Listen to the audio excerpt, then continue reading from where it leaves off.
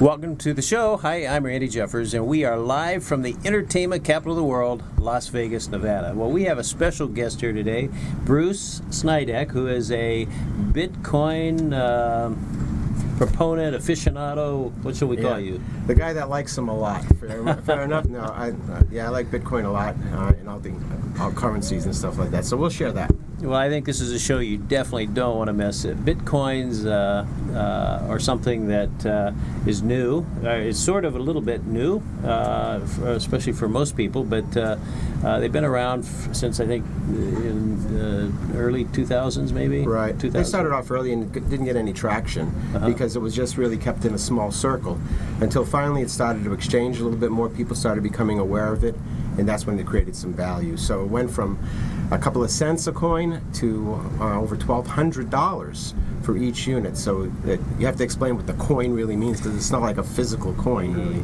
Yeah, let's start there. If you were to describe what a Bitcoin is, how would you do that? And I guess the best way to say it would be it's an electronic currency or a store of value. And just like, let's say gold, let's use gold as an instance. If you have a gold coin and I traded with someone, they would say that they could exchange that gold coin for dollars or yen or some other currency. But it's a physical matter. So you take a gold coin and say, here's your coin, give me some exchange, some notes back. Right. In the world of digital, the zeros and ones just travel around the internet. So basically you'll have a wallet which will hold your store of value. So if you reached into my wallet right now, I'd pull out a couple of dollars, a couple of credit cards, maybe some debit cards. So that's my medium of exchange right now. People understand credit cards, where before you had to carry around a pile of dollars before they said, okay, just put it on the card. Or if you had a debit card, then right away the money goes straight off for the services. Bitcoin is a similar way of doing it, where we were able to transfer funds from one person to another, which is basically called peer-to-peer, or to a merchant. So if I had Bitcoin, which takes a couple minutes to explain what that is, in an electronic wallet, I could go over and buy services or products using this medium of exchange. Now, Bitcoin is a cryptocurrency. And that sounds sort of crypto sounds like spy meets spy or something. You know, crypto just meaning it's encoded, like in music. Music is encoded, so it's basically zeros and ones. But after it goes through some electronics, it comes out to the speakers, and you hear it, and you go, "Wow, how did that happen?" Because it was encoded using a digital algorithm or formula, and then eventually comes out where people can recognize it. Just like this video production right now, it gets translated into zeros and ones, transferred around the world, and somebody can be able to see this video right now. It's the same way as if you wanted to move money around, just zeros and ones, just data going from point A to another point. So, carrying on what you just said, if I wanted to get money moved from here to across the country, typically we do what? We go off to a Western Union, you'd go off maybe to a bank and get a wire transfer. So those are the old school ways of moving money from place to place. Using Bitcoin, you can do it a lot more efficiently with a lot less cost to be able to move the funds. And I'm not an expert on the cost of remittances and what it's like to be able to move money around, but I do know that Bitcoin allows you to be able to move an equivalent of dollars or whatever from one place to another quickly. I can give you an example here if you want to hear. Yes, please. Yeah. For instance, is this. Just yesterday, I'm with a friend that's a local real estate agent, and he's a pretty clever guy. He's been doing real estate here for a long time. And I mentioned to him about Bitcoin, and he says, well, geez, it's really complex. It's really hard to be able to figure that out and all that stuff. I says, no, it's not. So the first thing we did was he opened up his smartphone, got to have a smartphone, and he downloaded an application. The application was a wallet. So once he loaded the wallet down, which cost him nothing, basically he had almost like a checking account with no dollars in it now. So I took my phone and I said, I'm going to send you $1.23 right now. So I punch it in and I said, what's your address? And we go back and forth making the exchange. So I move $1.23, American $1.23, which has an equivalent in Bitcoin, because just like a dollar with gold goes up and down every day based on supply and demand and factors, so does a Bitcoin or one of these digital currencies goes up and down accordingly. So here's Bruce. I fire over $1.23 to him, and he's this close to me right now. So he looks on his wallet, and it happened pretty quickly. He now has $1.23 of my money. So that's not much. There's not that much you can do with it. But what hit him really hard was the fact that it went out to the ethers and came back, and it was just like me giving him $1.23 here. So he asked me, what can I do with this and where can I send it?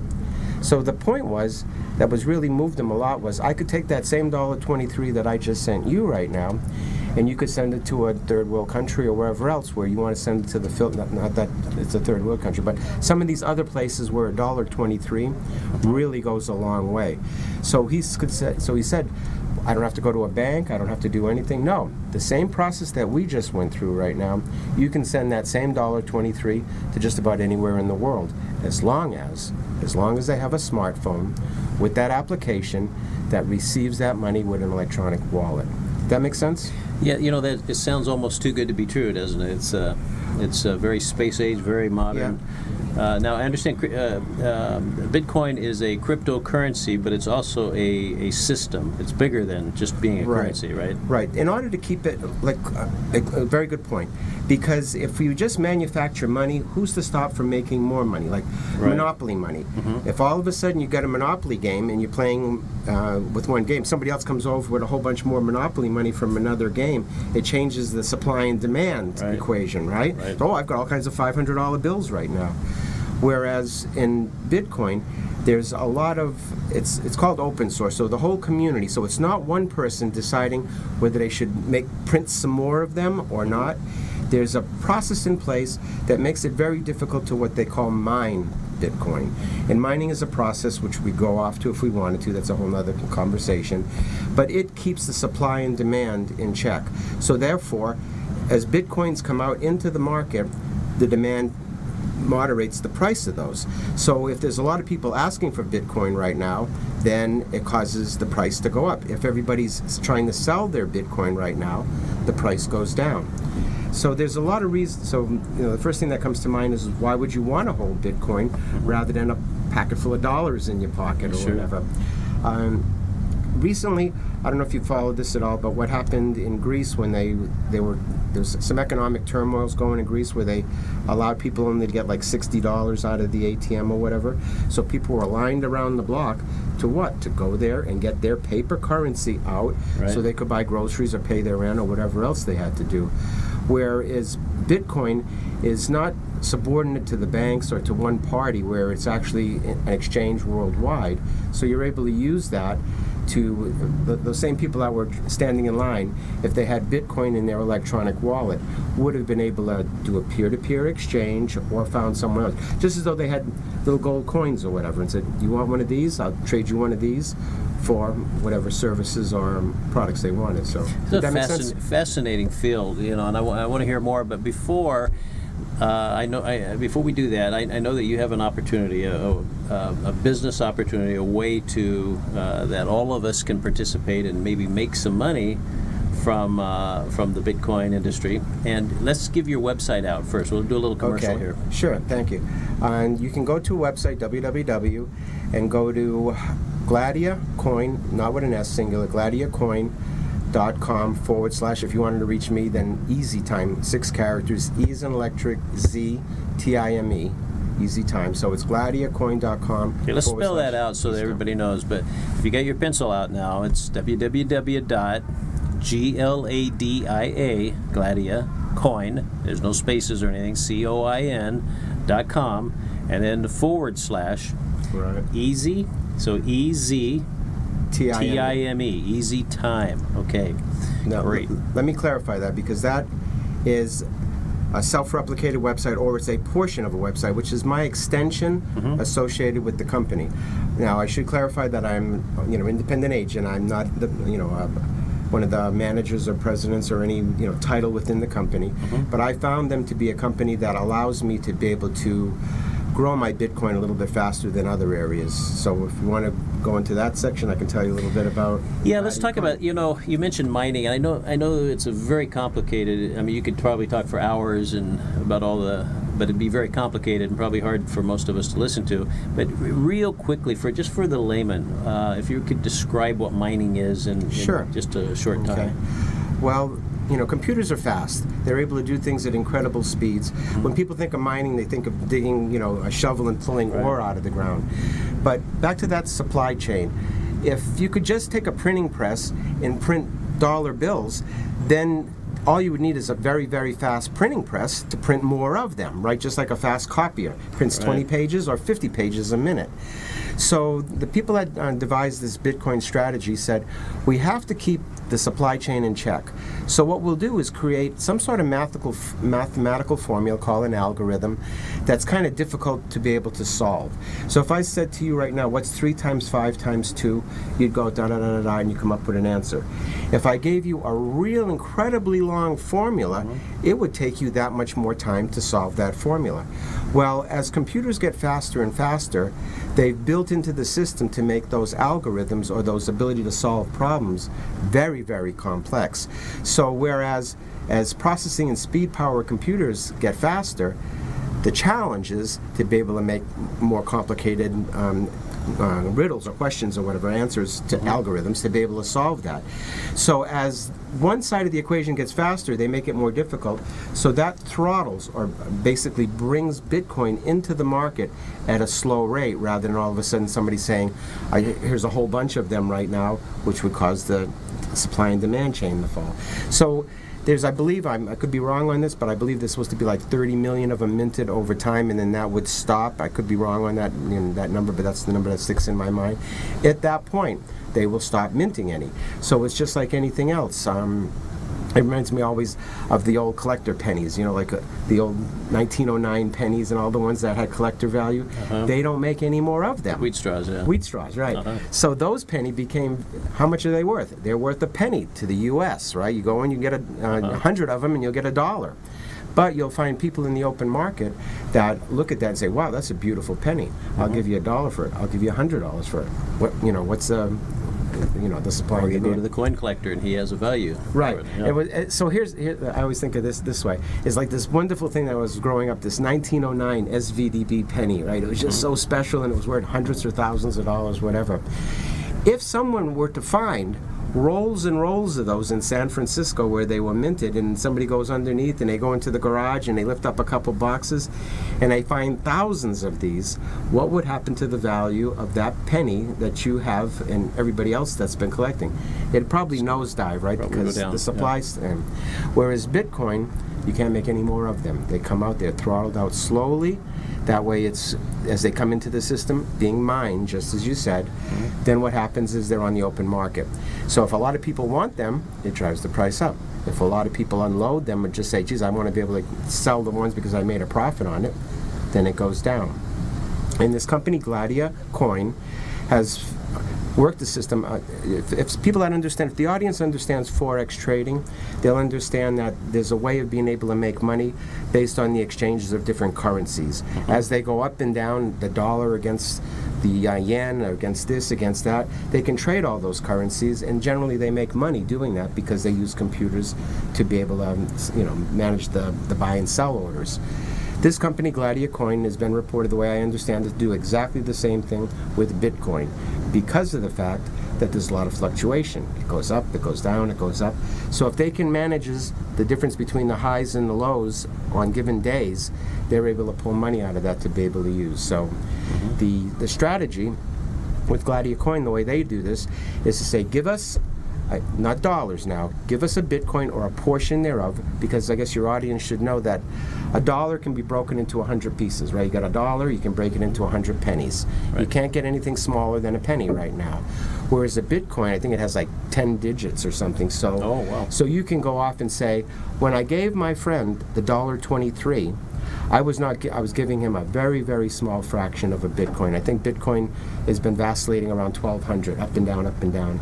So $1,200 US dollars per Bitcoin. Per Bitcoin. Okay. So Of course, it has a different number if you compare it to yen. It has a different number if you compare it to... and it's changing every minute, right? And it's changing All every the minute. time. Yeah. And because it's highly volatile, goes up and down, that gives these other companies that work on these fancy computer system for arbitrage or whatever, where they're looking at the spreads back and forth, they're able to go through and be able to make their nickels in the exchanges. Just as though right now, I said, I've got an ounce of gold, I will sell it to you, and you'll say, okay, at a fixed price.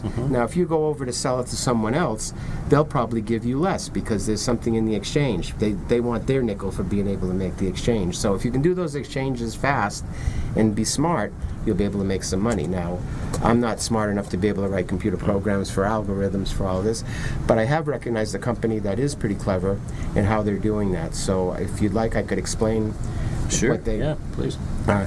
There's a lot of... Before I do, though, there's a lot of moving parts, and people don't have to understand some of the technology and some of the terms that go along it. Because I'll go back to what you said in a minute, and then I'll go right into the company. Something called the blockchain was important, because I told you about minting, you asked me about mining. Yes. But who polices all this? Who's out there to make sure that the right people are doing what they say they do?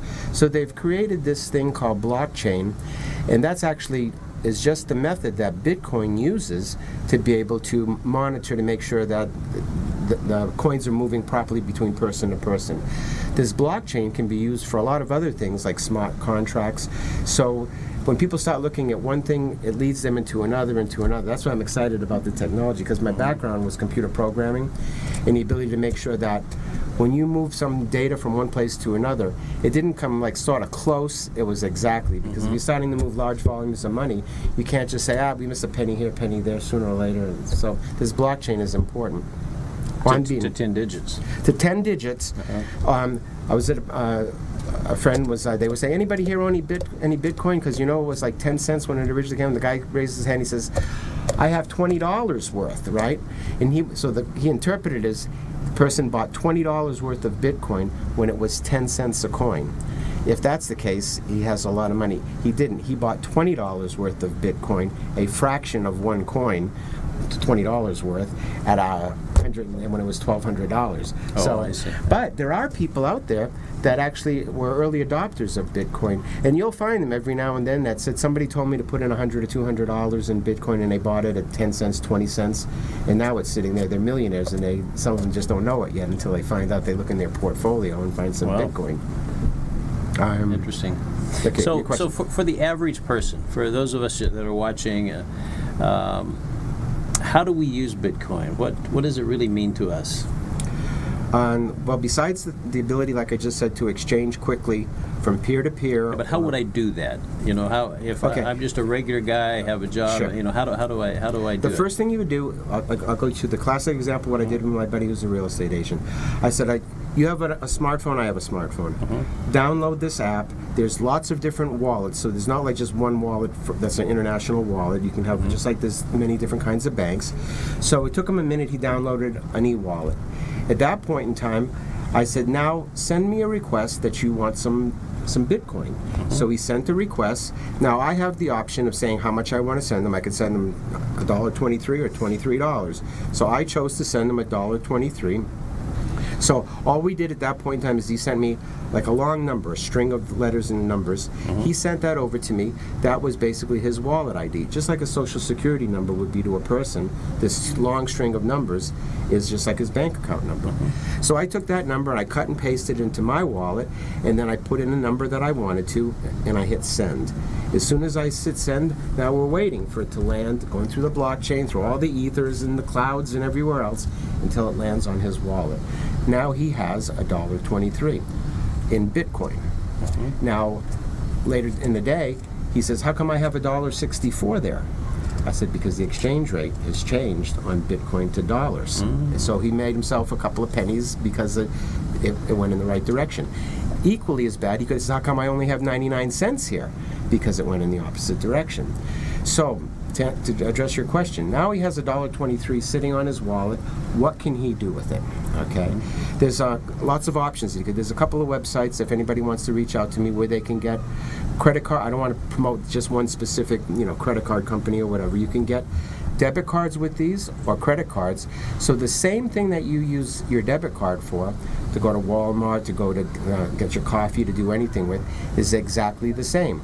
All you're doing is just changing at whatever rate it is today, the Bitcoin, to turn it into $100 for your gift card. Then you take your gift card, go off to Walmart, go off to anywhere you want, and buy your goods. You can use it pretty much anywhere. Anywhere. There are people right now that are going around the world with that, just to prove that they can actually not take a dollar or not take any currency at all and go from place to get their airline ticket in Bitcoin, get picked up at the airport, pay in Bitcoin, go all the way around and keep and buy, so that they're on a quest to do that. If you went back on, geez, it must have been about a couple months ago or whatever, 60 Minutes had a great piece on one of these alt currencies, cryptocurrencies. It wasn't Bitcoin, it was like a peso or something like that they were using in, I think it was one of the African countries. And the cab driver picks the lady up, they pay. They go off and she goes off and she does some shopping, one of the newscasters. So she was showing, it was a great demonstration on how she didn't have to reach into her purse and take out money. She was just using this alt currency within that country. When it comes to what's the de facto mostly understood is Bitcoin, but there are hundreds of other ones that are wannabes, let's say, or they start out cryptocurrencies, right? But unless they have the checks and balances in place, like we said, the mining protection, and make sure that they don't all of a sudden, it's like, let's say it's like stock. If you issue 100 shares of stock and you put a value on it of $1, then everybody believes there's about $100 worth of stock out there. If you go back to your office afterwards and print up 1,000 more shares, are they still going to be worth $1? Well, not to those same people that just found that there's a whole bunch more on the market. It's not fair to them. So there has to be checks and balances to make sure that it's just handled properly. And we now don't have to deal with the Federal Reserve or any specific banking institution to do that, because it's like open source. Yeah, very fascinating. Well, let's talk a little bit about Gladiacoin. Okay.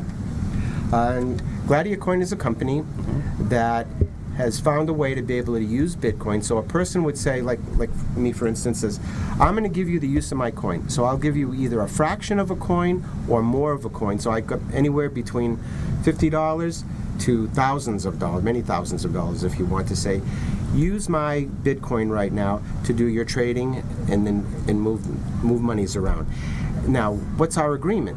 The agreement is if I give you my Bitcoin now, you'll give me back twice as much, 2x, in 90 days. Now, that's Bitcoins. In Bitcoin. Okay. But that's a pretty good rate of return, right? So if I gave you 1 Bitcoin and I got 2 Bitcoins back, you're going to say, well, how much will that be worth? Well, what's the value? So let's just assume if Bitcoin was $1,000 rather than $1,200, I would now have doubled my money on that. But typically, in a lot of these programs that I've seen before, hard to get the money out. Okay, you ask, you request, limited amount of experience. Remember, I'm not a company expert here. I'm just a customer. So what I did was I put my Bitcoin in and allowed them to use it for a period of time, knowing that if I do absolutely nothing, I should have double my Bitcoin in 90 days. So sure enough, about 1/3 of the way into it, because they have my wallet in their computer system right now, they can't take money out of my wallet, but they can only put money in. It's just as if right now, like you gave me your bank account. If you gave me your bank account, I can go make a deposit into your account, but if I go to your bank right now and say I want to take some money out, I'm not Randy, okay? But I can definitely put money in your account. They'll be glad to have that happen. You would too. So the next thing is and big numbers are good. So the next thing that happened is they now have my wallet number. So Gladiacoin, about 1/3 of the way into it, gave me my money back. Not all of my money back, gave me 1/3. So if I did absolutely nothing for 90 days, at the end of 90 days, they would have given me multiple deposits back into my wallet to offset the, let's say, the Bitcoin that I put in. So now at 90 days, I'm dead even. But I still have a Bitcoin sitting that they're holding for me that I'll have a choice, like a certificate deposit would be in the bank. Either I renew it and let that roll around for another 90 days, or I say, no, I want it back out. So 90 days from now, just being passive, I basically doubled my Bitcoin. And on the website, you'll see a lot of videos that'll explain it a lot better than I do as to how and why and how they'll go through that. So if we go to your website, then we'll be able to see some videos? Absolutely. The videos there explain it a lot better than I do, Okay, let's do that one more time. It's www.gladia, Gladia, coin.com /EasyTime, EZTIME, right? And if you didn't put the back end on it, the Easy Time, you'll still get the Gladiator coin. That's just the way that they point to me a little bit more by having that extension on the back there. Okay, now if someone goes there and they decide they want to participate, then is there something for you? Are you part of a team, or how does that work? Absolutely. There's so the first part is just being passive to say, I just want to put it in there and stand back. The other opportunity is they want to grow the business themselves. So they provide a method to be able to say, if you can bring other folks in to take a look at this, you don't recommend, you don't do anything, you just say, take a look and see if you like this. If you like this, then maybe you want to participate. And if they do, then what happens is they say, well, I need somebody to be able to work with me, to be able to teach me about Bitcoin and how to be able to, all the nuances. So people like me are independent reps, not sanctioned by the company to represent them in any other way besides saying, here's what they offer, and I can share that with people like you. So now, if I build a team of folks doing that, they accelerate the process. So instead of waiting 90 days, they reward me a portion thereof for being able to bring folks in to be able to participate. And then based on some formulas that go along, the more you participate, the more you get, of course. It's an affiliate marketing program, so it allows people to be able to either sit back and do nothing, or to be able to recruit other people to take a look at it. I should say this, because it wasn't an enrollment where I got into something where I gave them my credit card and now I'm going to be monthly billed, so every month I'm going to get it, I'm going to see another withdrawal come out of there. It was a one-time only participation. I loosely you say the word investment. I don't like saying investment as much as I like saying I just decided to participate in their program. So I put in my portion of Bitcoin, and after that, sat back and just waited. Did nothing for a while because I wanted to see if it did anything. So I watched as this team members that are above me and my team started to make it grow. So other people started coming in, and I started to see this building in participation, which of course reflects to me later to say, if I share the story, then I can get my 90 days accelerated a little bit faster. You're not forced to do it, but a lot of people will do it because they see how it's moving forward, and it's kind of exciting when you start seeing.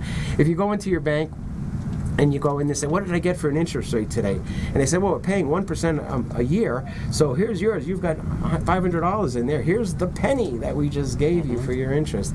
It's a lot more exciting when you start to see the numbers get bigger faster. Absolutely.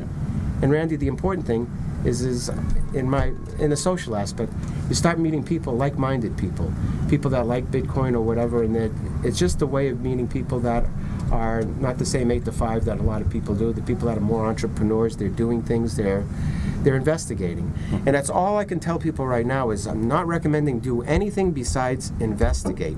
Take a good look at it. And like, we're in Vegas. People say, should I go gamble on the roulette wheel? Should I do this? Should I do that? I says, whatever you think is going to be lucky at the time, maybe you should do that.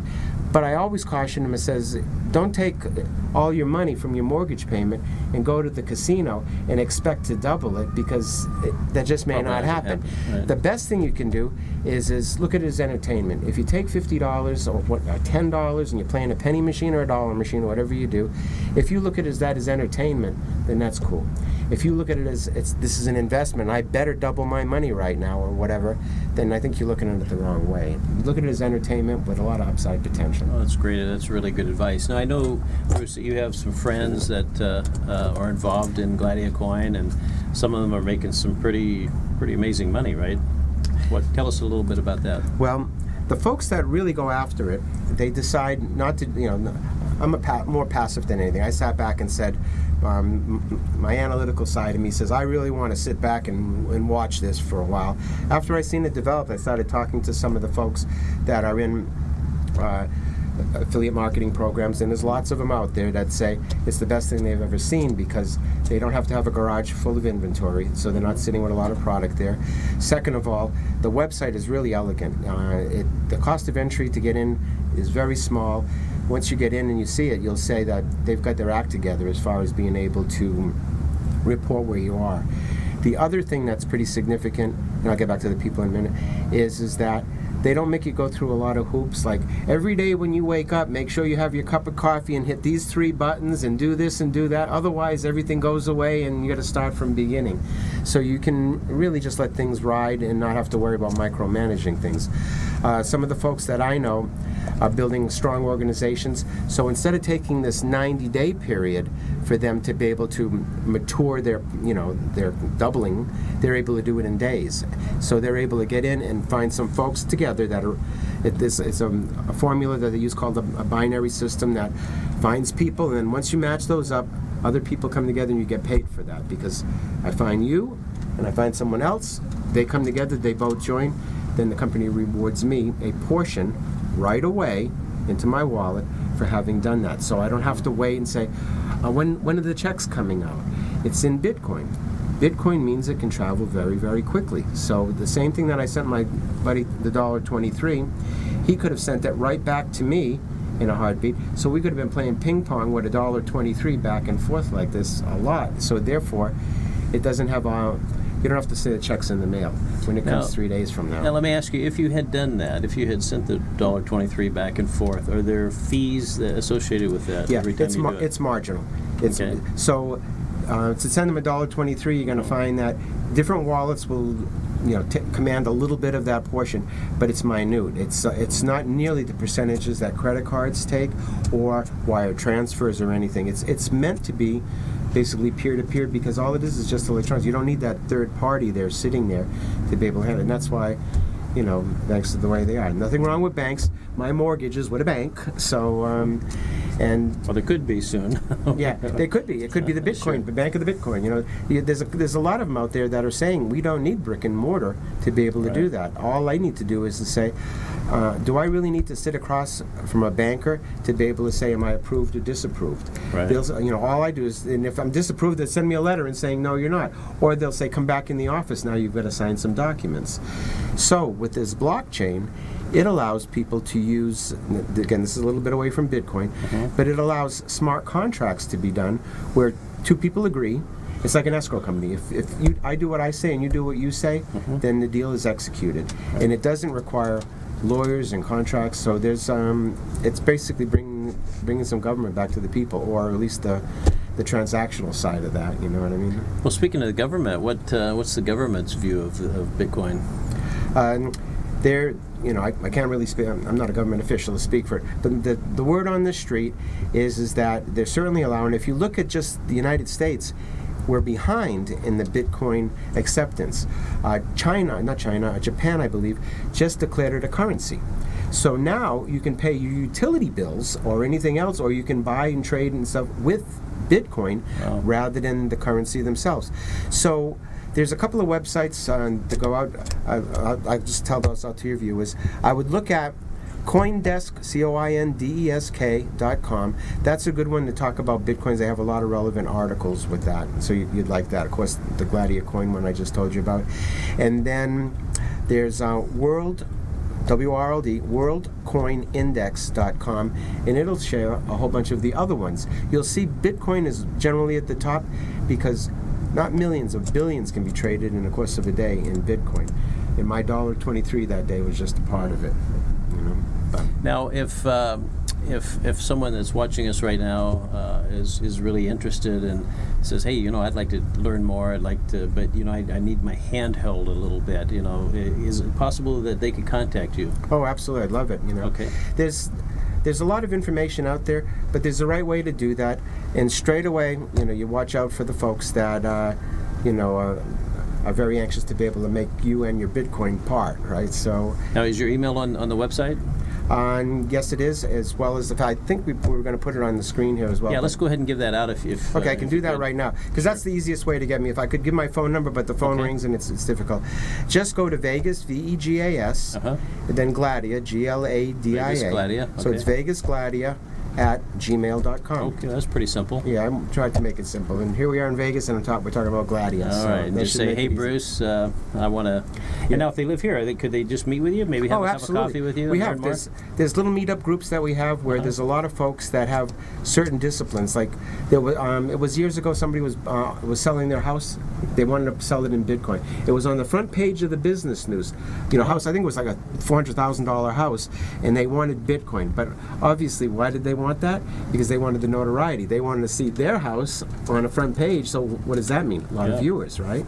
House sold pretty quickly, and it didn't have to be in Bitcoin, but it got people's attention because it's a buzzword. Absolutely. For the viewing audience that haven't heard about Bitcoin at all, ask 5 people. Just go. And they can be doctors, lawyers, Indian chiefs. It can be anything, right? And say, have you heard of Bitcoin? And a lot of them they won't want to say no, because they've got this impression of what it is, but you'll see their head tilt. They're like, I really don't know exactly. So I'm an advocate for finding out information. If you can find out information, it'll allow you to make a smart decision, and if it's for you or for not. There'll be people. If you talk to the bankers, they might say a different story. They might say, oh, that's one of those things that's going to come and go. But it hasn't come and gone in years. And they could say that about gold as well, because if we remember back when you'd have a silver certificate, a piece of paper, said that was redeemable in silver by the Treasury or whatever, or a gold certificate. Now it just says it's a promissory note. Well, here's a piece of paper. We promise to pay you, but everybody uses it. And I shouldn't say it, because more and more there's less and less paper going around as it moves electronic. For instance, I was at one of the in here, just on the street from here is a condominium timeshare place, and they didn't take cash. You go into the commissary, it was cashless register. So you either paid by debit card or you paid by credit card, but you wouldn't give them a 20 and expect any change back over there. So I was moving fast. It made me think I should have went back and asked them, do you take Bitcoin or cryptocurrencies? And I wonder that if they do or don't. So I'll have to get back to you on that next time I'm over there, because I bet you they do. Now, if you had the debit card, though, then you could use that. Right. You would have to go through the transfer and change your Bitcoin over into the debit card, and then obviously you can do it straight away.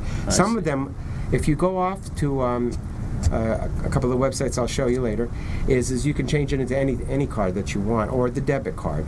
But a lot of places, you wouldn't think that Subway, the sandwich shop, would accept Bitcoin, but they do.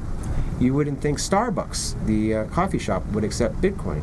They do. But they do. Right. And Overstock, a big company, they do. I believe Amazon, I haven't done a transaction with them, but they say they give you a discount. That's a clue for the audience if you use Bitcoin. So it's...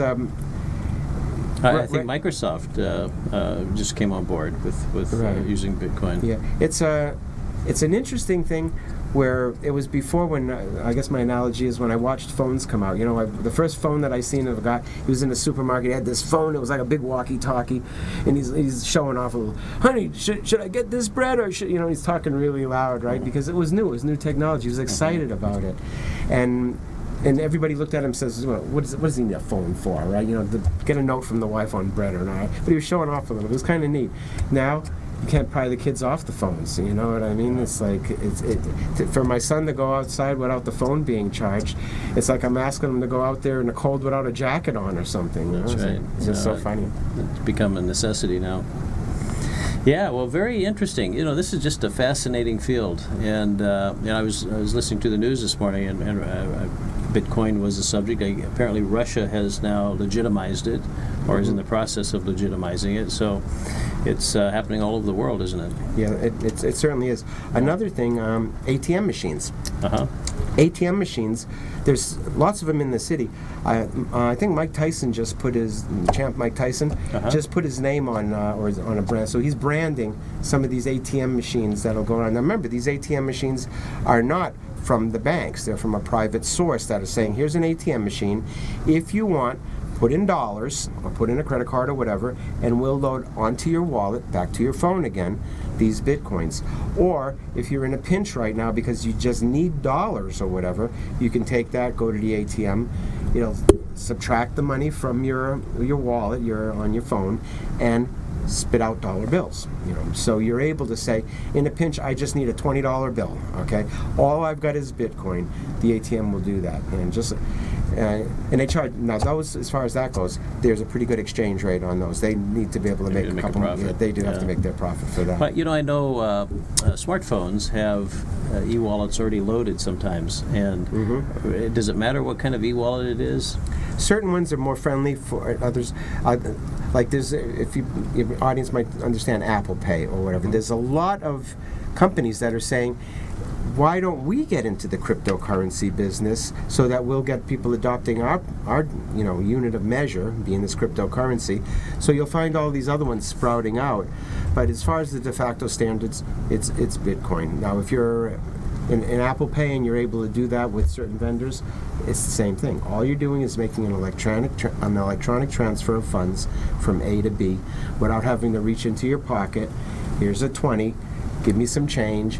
And then also, doing that, it's a lot easier because if there's not money moving hands between two people, there's less errors that can happen, right? Yeah. Whereas, was that a 10 or a 20? I forgot whether I gave you a 10 or 20. Right. I'm short at the end of the day. Nothing's ever short. It's an exact, now granted, I could have sent him $12.33, but it would have showed that I didn't send him $1.23.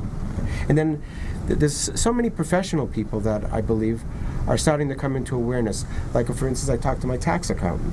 I says, tell me a little bit about what Bitcoin, and he says, I don't know that much about it right now, but as soon as he started going through the magazines and starting to understand, it was a whole new world from finance, right? Because there's a lot of people that are investing in it, and if you look at a lot of the companies where investment dollars are going, look at blockchain, look at crowdfunding, look at blockchain, look at Bitcoin, and these alt currencies, and you'll find that there's a lot of very clever people that are paying a lot of attention to that, and you'll find that on the website when you go there. They'll show some. So Bruce, what do you think is the future with these cryptocurrencies? In 5 years from now, how's it going to affect all of us? Well, I think there'll be less and less cash in people's wallet. Where if you go to the bank and you still see somebody walk out with an envelope full of monies, right? Because they're still in the dollar exchange. If they've got to pay labor, they've got to do something. There's still money that'll have to be moved around. So if somebody says dollar bills are going to go away, I don't think so. I believe less and less of that'll happen. Whereas if you go to a restaurant, you get 10 people there, it becomes awkward right now because do they have cash to put in? Everybody's doing these pay things. How does everybody put in $12.50 because they all have credit cards, right? So there'll be ways of making this more efficient where people are able to move money around peer to peer that doesn't require the little old lady walking down the street worried about her purse getting stolen because her savings are in there, right? And somebody stole $500 and that's catastrophic to her, right?